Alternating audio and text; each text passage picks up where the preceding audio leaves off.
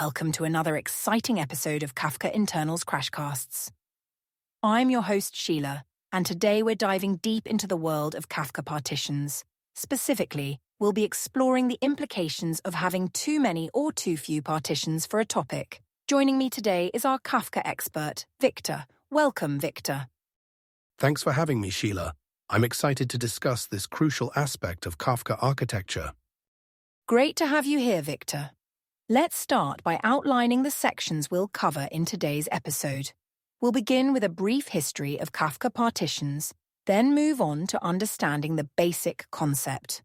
We'll explore the implications of having too many or too few partitions, discuss real-world examples, compare Kafka partitions with similar technologies, and wrap up with best practices and common pitfalls.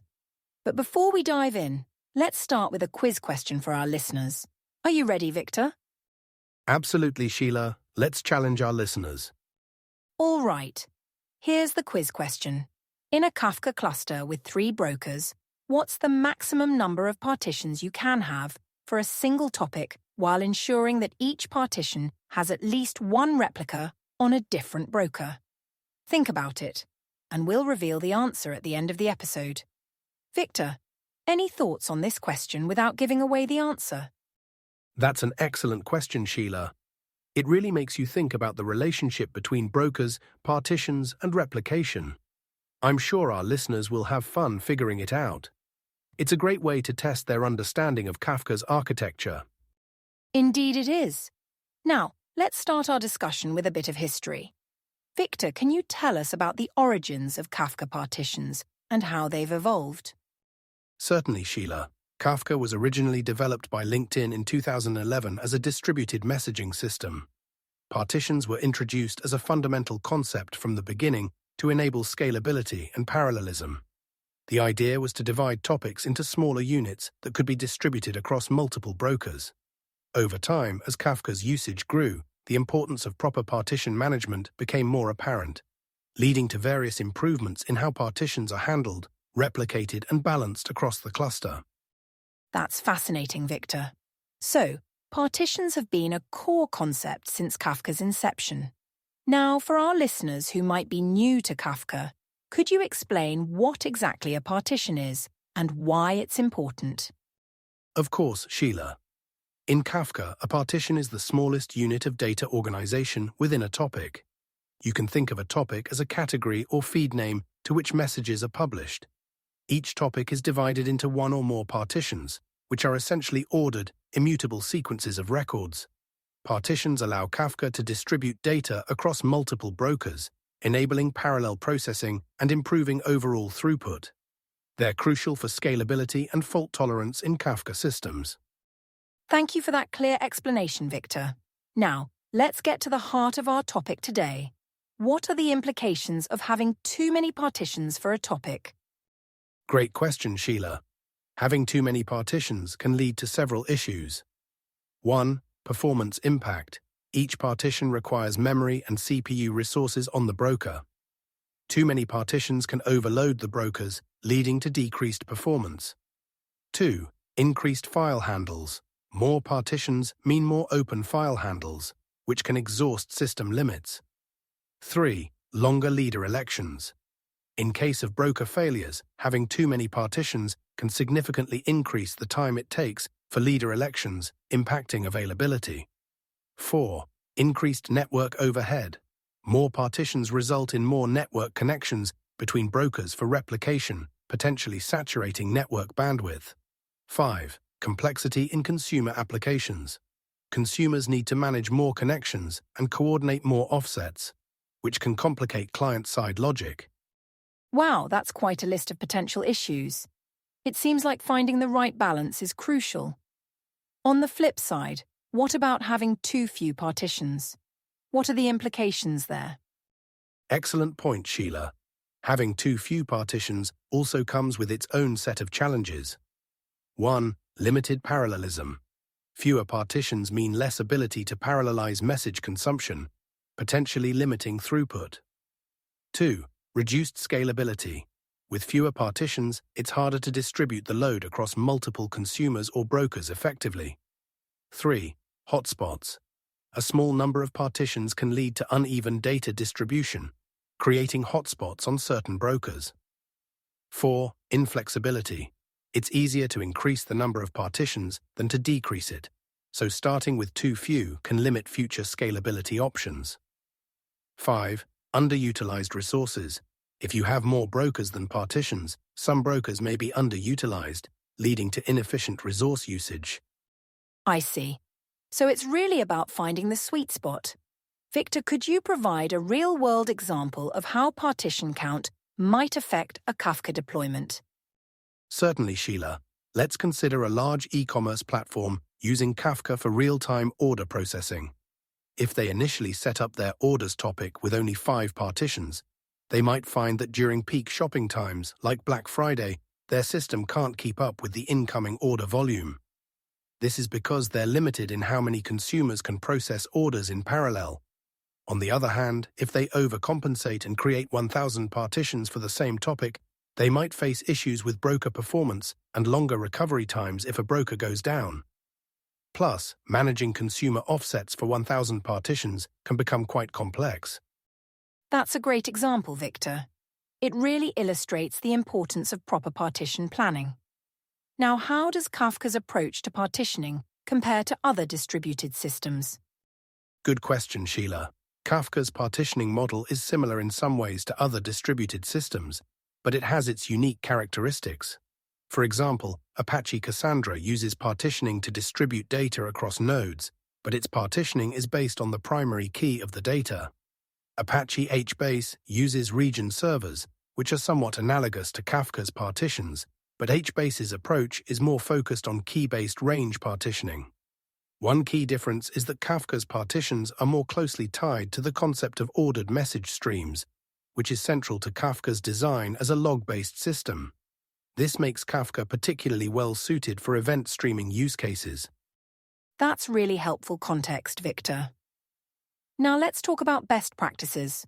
What advice would you give to someone setting up Kafka topics and deciding on the number of partitions? Great question, Sheila. Here are some best practices for determining the right number of partitions. 1. Consider your throughput needs. Estimate the target throughput for your topic and choose a partition count that allows you to achieve that with room for growth. 2. Think about consumer parallelism. The number of partitions limits the number of consumers in a consumer group, so consider how many consumers you want to run in parallel. 3. Start conservative and scale up. It's easier to increase partitions than to decrease them, so start with a moderate number and increase as needed. 4. Consider your retention period and message size. These factors affect how much data each partition will hold, which impacts broker resource usage. 5. Use the formula. A common rule of thumb is to have number of partitions. GASN, target throughput. Consumer throughput. This helps ensure you have enough partitions to meet your performance goals. 6. Monitor and adjust. Regularly monitor your Kafka cluster's performance and be prepared to adjust partition counts as your usage patterns evolve. Those are excellent tips, Victor. Now, let's talk about common pitfalls. What mistakes do you often see people make when it comes to Kafka partitions? Sheila, there are several common pitfalls I've seen. 1. Over-partitioning. People often create too many partitions just in case, which can lead to the issues we discussed earlier. 2. Ignoring key distribution. If you're using keyed messages, uneven key distribution can lead to partition imbalance. 3. Not considering replication factor. Remember that each partition replica requires resources, so your total partition count should consider replication. 4. Changing partition count frequently. Constantly changing partition counts can disrupt consumers and lead to complex rebalancing operations. 5. Ignoring broker limitations. Each broker has limits on how many partitions it can efficiently handle. Exceeding these limits can degrade performance. To avoid these, always plan your partition strategy carefully, test thoroughly, and make changes incrementally. Thank you, Victor. Those are really important points to keep in mind. Before we wrap up, do you have any interesting facts about Kafka partitions that our listeners might find surprising? Actually, I do, Sheila. Here's an interesting tidbit. Kafka uses a clever technique called log compaction for some topics.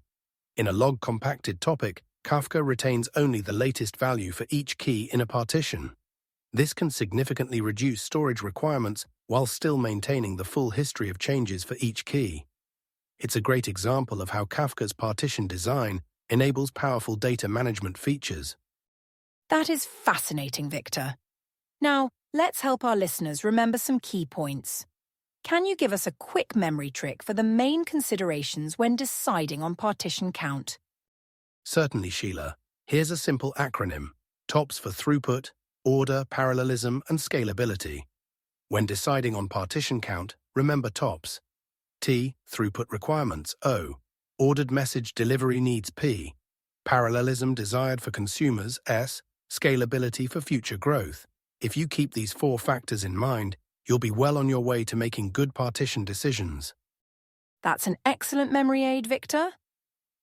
Now it's time to reveal the answer to our quiz question. Remember, we asked, in a Kafka cluster with 3 brokers, what's the maximum number of partitions you can have for a single topic while ensuring that each partition has at least 1 replica on a different broker? Ah yes, the quiz question. The answer is 3 partitions. With 3 brokers and a replication factor of 3 to ensure each partition has a replica on each broker, you can have a maximum of 3 partitions for a single topic. This configuration ensures that each partition has a replica on every broker, maximizing fault tolerance. Thank you, Victor. I hope our listeners found that challenging and informative. Now let's summarize the main points we've covered today. 1. Kafka partitions are fundamental to its scalability and performance. 2. Too many partitions can lead to resource issues and increased complexity. 3. Too few partitions can limit parallelism and scalability. 4. The ideal partition count depends on factors like throughput needs, consumer parallelism, and available resources. 5. Best practices include starting conservative, considering throughput needs, and regularly monitoring performance. 6. Common pitfalls include over-partitioning and ignoring key distribution. Victor, is there anything you wish we had more time to discuss? Absolutely, Sheila. If we had more time, it would have been great to dive deeper into partition reassignment strategies, discuss advanced topics like partition leadership election in more detail, and explore how partition count affects exactly once semantics in Kafka streams. Perhaps we can cover these in future episodes. Those sound like great topics for future discussions, Victor. Thank you so much for sharing your expertise with us today. To our listeners, if you found this episode helpful, please subscribe to Kafka Internals Crashcasts and leave us a rating. Your support helps us continue to produce in-depth content on Kafka Internals.